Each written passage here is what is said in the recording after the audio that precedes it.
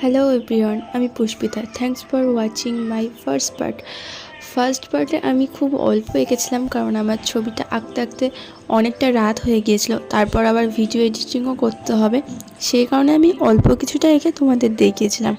But এবার অপেক্ষা শেষ, সেই ভিডিওটার ফাইনাল পার্ট নিয়ে চলে এসেছি। ভিডিওটা পুরোটা দেখবে, আশা করি ভালো লাগবে। ভালো লাগলে লাইক, কমেন্ট, সাবস্ক্রাইব নিশ্চয়ই।